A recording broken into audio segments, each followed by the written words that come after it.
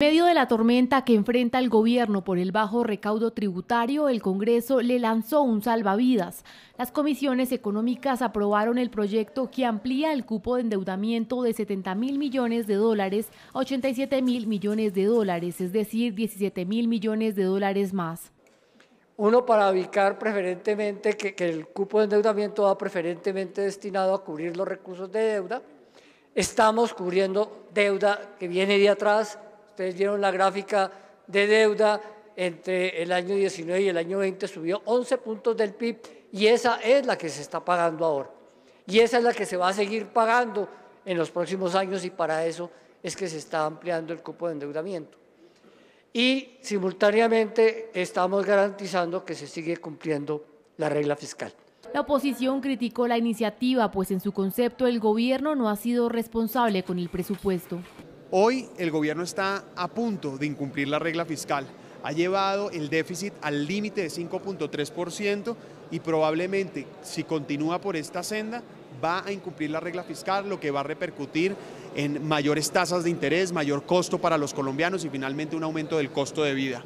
En medio de la discusión se aprobó una proposición para que los 17.000 millones de dólares sean utilizados únicamente para pagar la deuda pública. Este cupo de crédito que se está aprobando ahora no es para financiar ni funcionamiento ni inversión del gobierno, de este gobierno de Gustavo Petro, sino única y exclusivamente para honrar los compromisos de operaciones de crédito externo de gobiernos anteriores. Los congresistas también le hicieron propuestas al gobierno para cumplir con el apretón del cinturón. No más gasto burocrático, no más embajadas, no más puestos, que eso no dinamiza la economía.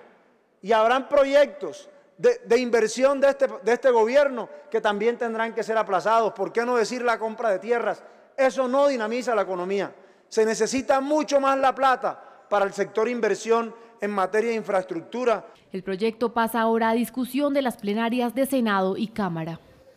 Pues ahí lo tiene, Mauro. Eso es por cuenta del bajo recaudo, por cuenta de la mala gestión. Ahora están pasando aceite, tienen que recoger la plata, todos nos vamos a ver afectados.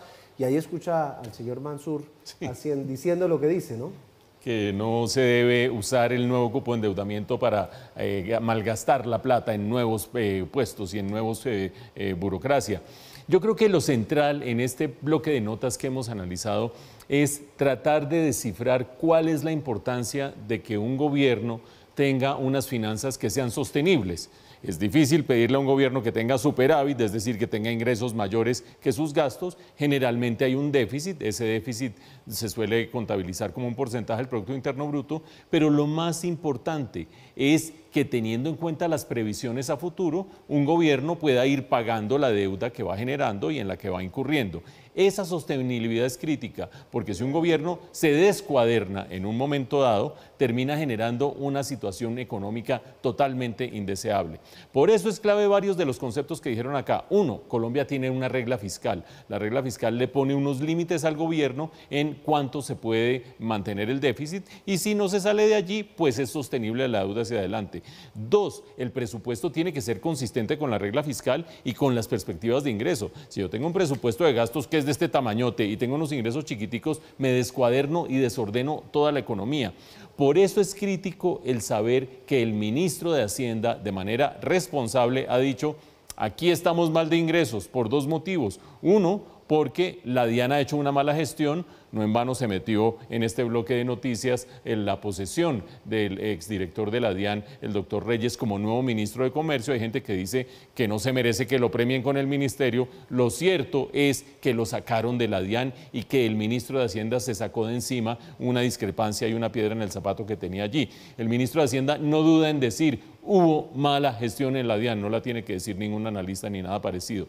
Pero no solo por eso han disminuido o los ingresos son menores que los previstos más bien, sino también porque la tercera parte de la reforma tributaria, esa del 2022, ese primer gran logro legislativo del gobierno en el Congreso, se cayó en una tercera parte en la Corte Constitucional porque eran unos preceptos inconstitucionales. La no deducibilidad de las regalías, un tema que suena más enredado que lo que es, pero en el que no vamos a profundizar en este momento. Con menores ingresos y con un presupuesto que es bastante ambicioso, pues el gobierno tiene que empezar a hacer esos recortes. Viene la dimensión política de todo esto. El gobierno del presidente Petro quiere usar gasto público y sobre todo subsidios y transferencias sociales para tratar de consolidar su base política. No solo para eso, también porque quiere ayudarle a 3 millones de colombianos que no tienen una pensión, que son mayores, etcétera, etcétera, pero también para consolidar base política. Y con este apretón va a haber un impacto duro en ese objetivo de consolidar base política. El ministro lo ha dicho, se va a hacer de manera transversal en todos los ministerios, habrá que ver cómo terminan siendo esos presupuestos y sobre todo algo fundamental, ver el decreto. Hay que ver el decreto finalmente para saber dónde se recortó y dónde no. Me parece muy bueno que el gobierno esté tomando esas medidas de disciplina ante la dificultad que enfrentan las finanzas públicas y habrá que ver el impacto político que esto termina teniendo.